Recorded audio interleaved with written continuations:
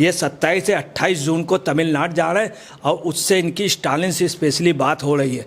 और कितने गिर गए हैं ये वहाँ जा कर के, खास तौर से मनीष कश्यप का इनके ऊपर बहुत सवाल है। मनीष कश्यप का इनको पता नहीं क्या हो गया कि मनीष कश्यप इनको खा जाएगा। इनको रात को सपने आते कि मनीष कश्यप, और ये मनीष कश्यप के लिए जा रहे हैं इतनी दूर तमिलनाडु। ऐसे पहले कभी नहीं जाते थे तमिलनाडु, अब वहाँ जा रहे हैं 27-28 तारीख को कि मनीष कश्यप के लिए उसको और से और, चूँकि वो 27 को यहाँ आ रहा, 27 या 26 को बिहार के बेतिया उस पर आ रहा। सिर्फ इनका मकसद ये है कि उसको और ये फांसे रहें, तमिलनाडु में फांसे रहें, वहाँ फांसे रहें, उसकी ज़िंदगी बर्बाद कर रहे हैं।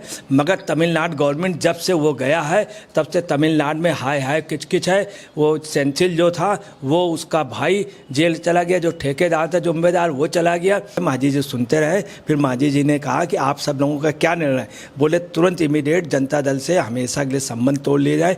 कांग्रेस का बहुत सक्रिय लीडर कुंतल कृष्ण, उसने भी आज बीजेपी में शामिल हो गया। तो नीतीश कुमार राजनीतिक इतिहास के, बिहार की राजनीति के ये एक भस्मासुर है। और कितने गिर गए हैं ये वहाँ जा कर के, खास तौर से मनीष कश्यप का इनके ऊपर बहुत सवाल है। मनीष कश्यप का इनको पता नहीं क्या हो गया कि मनीष कश्यप इनको खा जाएगा। इनको रात को सपने आते कि मनीष कश्यप इनकी खोपड़ी दबा रहा, ये दबा रहा, वो दबा रहा। और ये मनीष कश्यप के लिए जा रहे हैं इतनी दूर तमिलनाडु। ऐसे पहले कभी नहीं जाते थे तमिलनाडु, अब वहाँ जा रहे हैं 27-28 तारीख को कि मनीष कश्यप के लिए उसको और से और, चूँकि वो 27 को यहाँ आ रहा, 27 या 26 को बिहार के बेतिया उस पर आ रहा। सिर्फ इनका मकसद ये है कि उसको और ये फांसे रहें, तमिलनाडु में फांसे रहें। नमस्कार, स्वागत है आपका हमारे चैनल में और मैं रानी गुप्ता आपके साथ। इस वक्त देखने को मिल रहा है कि बिहार में लगातार जो सियासी उथल पुथल का जो सिलसिला है वो लगातार जारी है। आपको बता दें कि हम यानी कि जो हिंदुस्तानी आवाम मोर्चा के नेता हैं उन्होंने सीधे तौर पर जेडीयू से अपना समर्थन वापस ले लिया है। इसी के साथ ही जीतन राम मांझी दरअसल अमित शाह से भी मुलाकात करने वाले हैं और इसके बाद से लगातार ये अटकलें लगाई जा रही हैं कि क्या जीतन राम मांझी अब नीतीश कुमार का साथ छोड़ करके बीजेपी या एनडीए के साथ आ जाएंगे। फिलहाल इस खबर को लेकर के हमारे साथ चर्चा करने के लिए मौजूद हैं वरिष्ठ पत्रकार अजय जी। सर, स्वागत है आपका। क्या कहेंगे, जिस तरीके से राजनीतिक गलियारों में यह चर्चा चल रही है कि अब नीतीश कुमार से तो पूरी तरीके से जीतन राम मांझी ने अपना जो समर्थन है वो वापस ले लिया है, ऐसे में वो आज गृह मंत्री अमित शाह से भी मुलाकात करने वाले हैं, तो आप इसको किस नजरिए से देखते हैं? क्या कहेंगे कि क्या वाकई में जो अटकलें लगाई जा रही है कि जीतन राम मांझी बीजेपी में शामिल होंगे, तो इसको कैसे देखते हैं आप? देखिए, बीजेपी में निश्चित तौर पे शामिल हो रहे हैं। उनकी पार्टी की भी मीटिंग भी हुई, पार्टी की मीटिंग में डिसाइड हुआ है जनता दल से सारे संबंध उन्होंने अपने अलग कर लिए। उनके लड़के ने पहले मंत्री पद से इस्तीफा दे दिया था और सारे संबंध अलग कर लिए और जनता दल के स्पष्ट हो गया है कि कोई भी वास्ता हमें किसी भी सूरत में जदयू से नहीं रखना और राजद से भी नहीं रखना। दूसरी बात, आज जो मीटिंग हुई उनके कार्यकर्ताओं की, उनके मंडल अध्यक्षों और जितने विधायक चुनाव लड़े थे, उन सब ने कहा किसी भी सूरत पर हमको जो विपक्षी एकता है इस पे शामिल नहीं होना है और ये विपक्षी एकता नहीं है, सब अपनी अपनी राजनीति चमका रहे हैं, ना ये विपक्षी एकता हो पाएगी। इसके पहले ही नीतीश कुमार का पतन हो जाएगा।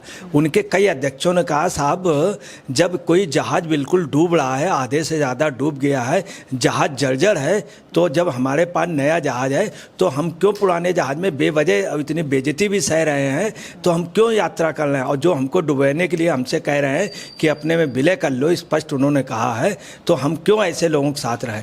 तो मांझी जी उसमें चुप रहे, मांझी जी सुनते रहे। फिर मांझी जी ने कहा कि आप सब लोगों का क्या निर्णय, बोले तुरंत इमीडिएट जनता दल से हमेशा के लिए संबंध तोड़ लिया जाए। किसी भी सूरत में 23 तारीख की उसकी मीटिंग को हम लोग ना सफल होने दें, ना उनके इरादों को होने दें, क्योंकि वो सब लोकतंत्र की हत्या कर देंगे और नीतीश जो है इस पोजीशन में नहीं है। दूसरी आपको बता रहे, भाजपा पे शामिल होने कब हो गया, वो रवाना हो चुके हैं और उनकी मुलाकात अमित शाह से किसी भी पल हो सकती है। ये पहले ही अप्रैल महीने में भी इन लोगों की बात हो गई थी। उन्होंने वैसे 3 सीटों की डिमांड की, वैसे 5 की 1 सीट उनके लड़के के लिए मिलेगी और मांझी जी की चूँकि एज हो गई, मांझी जी लड़ना नहीं चाहते, ये संभव है मांझी जी को आगे चल के कहीं पे गवर्नर बनाया जा सकता। लेकिन कहा जा रहा है कि उन्होंने दरअसल एनडीए से 2 लोकसभा सीटों की मांग रखी है। देखिए ऐसा है, भाजपा लगभग 8 या 10 सीटें देगी, जिसमें एक देगी सहनी को, एक रामविलास पासवान के लड़के चिराग पासवान को, दूसरी तीसरी पारस पासवान को और उपेंद्र कुशवाहा को 2 देगी। इस तरह उनके एजेंडे में 8 है। 2 सीटें और लोकसभा की जाएगी, जो बहुत बड़े नेता हैं जो उस पर आएंगे। इसके अलावा आपको बताना है कि इस समय पूरे बिहार में हलचल मची हुई है। कांग्रेस का बहुत सक्रिय लीडर, ऐसा लीडर जो वहाँ का इतिहास का सबसे बोल्ड इधर का लीडर था, ललित नारायण मिश्र के बाद, जो साबुद्दीन से अकेले भिड़ता था, और कुंतल कृष्ण, उसने भी आज बीजेपी में शामिल हो गया। जदयू में भगदड़ मची है। और सबसे बड़ी बात, आज जो मीटिंग अरेंज कराई है हम की, वो जदयू ने कराई। जदयू के कई नेता का कहना था आप मीटिंग करो, आप आगे आइए।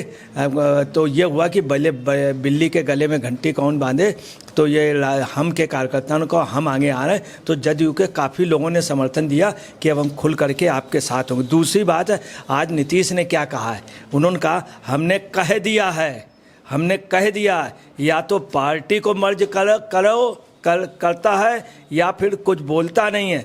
जो कुछ ये बोलता है, मतलब मांझी ने कहा जो कुछ ये बोलता है अपनी जगह उस व्यक्ति को, और ये इस व्यक्ति को मैंने कहाँ से क्या बनाया था, मगर इसका दिमाग खराब हो गया था। मैंने कह दिया है, मैं इसको नहीं रखूँगा। अच्छा हुआ ये चला गया। आज नीतीश ने जिस तरह से बोला, नीतीश वहाँ बहुत सीनियर लीडर है, उससे ये पता चला नीतीश जी ने ऐसे कई बार दलितों को व्यक्तिगत रूप में बोला। 2 विधायकों ने बात कही थी कि ये कमरे के अंदर दलितों से बड़े गंदे ढंग से बात करते हैं। ये बात चिराग पासवान ने कही थी कि हम सिर्फ इसलिए नीतीश के लिए, इनकी नीतीश जब भी हमसे मिलते हैं तो हमको शो करते हैं दलित, और कहता है बोलता है, हमारे पापा के लिए पीठ पीछे बोलते हैं, कहता है बोलता है। जब पापा सामने होते थे श्री रामविलास पासवान, तो नीतीश बड़े कायदे से बोलते थे। ये उसका कहना था उनके लड़के का। तो आज भी ये चीज़ क्लियर हुआ, जिससे मैंने कह दिया है वो बोलता है, इस तरह से उन्होंने कहा नीतीश ने कि अच्छा हुआ चला गया, मैंने उससे कहा था तू मर्ज कर ले, है। तो ये क्लियर हो गया। इसका मतलब नीतीश की नीयत खराब थी। जो राजनीतिक पार्टी इनके साथ रही है उसको ये विलय की बात कर रहे हैं। कल ये कांग्रेस को भी, हकीकत है कांग्रेस इनकी वजह से टूट रही है। प्रमोद वो कुंतल कृष्ण जैसा इतना मेधावी वो लड़का चला गया, कांग्रेस सूनी हो गई।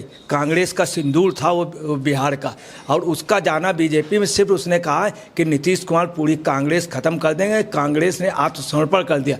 इनकी आदत है जिस भी पार्टी से होते हैं उसको ये बिल्कुल कर देते हैं। अगर देखा जाए तो नीतीश कुमार राजनीतिक इतिहास के, बिहार की राजनीति के ये एक भस्मासुर है। दूसरी आपको इनकी एक बात बताए देना है कि ये क्या कर रहे हैं, अभी जा रहे हैं वहाँ पे तमिलनाडु, और तमिलनाडु में स्पेशली रूप से जा रहे हैं। इनके इरादे इतने गंदे हैं कि पूछिए नहीं। ये 27 से 28 जून को तमिलनाडु जा रहे हैं, और उससे इनकी स्टालिन से स्पेशली बात हो रही है। और कितने गिर गए हैं ये वहाँ जा कर के। खास तौर से मनीष कश्यप का इनके ऊपर बहुत सवाल है। मनीष कश्यप का, इनको पता नहीं क्या हो गया कि मनीष कश्यप इनको खा जाएगा। इनको रात को सपने आते कि मनीष कश्यप, और ये मनीष कश्यप के लिए जा रहे हैं इतनी दूर तमिलनाडु। ऐसे पहले कभी नहीं जाते थे तमिलनाडु, अब वहाँ जा रहे हैं 27-28 तारीख को कि मनीष कश्यप के लिए उसको और से और, चूँकि वो 27 को यहाँ आ रहा, 27 या 26 को बिहार के बेतिया उस पर आ रहा। सिर्फ इनका मकसद ये है कि उसको और ये फांसे रहें, तमिलनाडु में फांसे रहें, वहाँ फांसे रहें, उसकी ज़िंदगी बर्बाद कर रहे हैं। मगर तमिलनाडु गवर्नमेंट जब से वो गया है तब से तमिलनाडु में हाय किचकिच है। वो सेंथिल जो था वो उसका भाई जेल चला गया, जो ठेकेदार था जुम्मेदार वो चला गया। स्टालिन बेचारे परेशान, स्टालिन के घर में तबीयत खराब चल रही है, और स्टालिन के बहनोई भी इनसे नाराज़ है। और यही पोजीशन नीतीश का है। नीतीश कहीं चाहते उसके नवीन पटनायक के पास गए, वो दूसरे दिन नवीन पटनायक बोला अरे ऐसे लोग तो आते रहते हैं, हमारा उनसे कोई गठबंधन सवाल ही नहीं, हम तो मोदी के साथ हैं। जिसके साथ जाते हो केजरीवाल, वो भी अलग हो गया। कांग्रेस इनको आए जब पेड नौकर थे कि आज तुम्हें यहाँ जाना है, केजरीवाल से मिलना, महाराष्ट्र जाना, वहाँ जाना, यहाँ जाना, डेली आउटपुट देखते थे, क्या तुम्हारा वो निकल रहा। उसके बाद उन्होंने पैदल कर दिया। आपको बताना नीतीश की ये पोजीशन होगी, ना ये घर के रहेंगे ना ये घाट के रहेंगे, और मनीष इनको ढोएगा। मगर मनीष पे पूर्ण विश्वास है कि मनीष नीतीश को 13 दिन नहीं, 6 महीने नहीं, साल भर नहीं, बरसों तक इनको बख्शेगा, और इनको बिल्कुल बहादुर शाह जफर के तरीके बना देगा। और आप देखिएगा कि एक दिन जेल में ये होंगे, और जिसका पैजामा छूट गया था बनारस में, लालू का लड़का, और जो चारा घोटाले में जो इन्वॉल्व था लालू, ये फिर जेल में होंगे। अच्छा, इस बीच देखने को मिला था जब जीतन राम मांझी के बेटे ने नीतीश सरकार की कैबिनेट से इस्तीफा दे दिया था, तब इन्होंने आरोप लगाया था जीतन राम मांझी पर और कहा था कि वो हमारी बातें और गठबंधन और विपक्ष एकता की जो बैठक होने वाली है वो तमाम बातें बीजेपी के नेताओं को लीक करते हैं। मैडम, जीतन राम मांझी के आपको बताना, कुल लीडर ऐसे हैं जो बहुत साफ बोलते हैं, वो लीक नहीं करते बल्कि ज़्यादा बोल देते हैं। जैसे सतपाल मलिक है, उनकी आदत है बड़बोलेपन की, और बड़बोलेपन में वो परेशान रहते हैं, नहीं तो आज तक वो प्राय यही जीतन राम मांझी के अंदर लीक करने की अगर ये होती, अगर उनके अंदर मुखबरी की आदत होती तो हिंदुस्तान का बहुत बड़ा लीडर होता। मैं आपको बता रहा हूँ, बहुत छोटे छोटे लीडर इसलिए आगे बढ़ गए कि उनकी कानाफूसी के बहुत फॉरवर्ड थे। इस मामले में मनमोहन सिंह को भी एक एक्सपर्ट थे।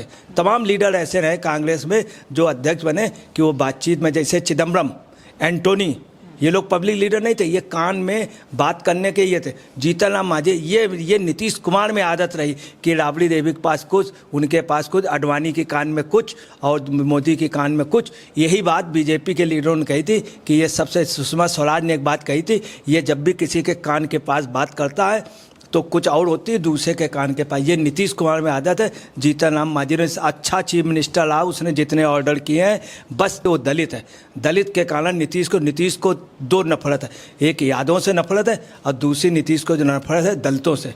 और यादवों के लिए कुछ नहीं किया, यादवों का अगर सबसे ज़्यादा नाश किया इन्होंने किया।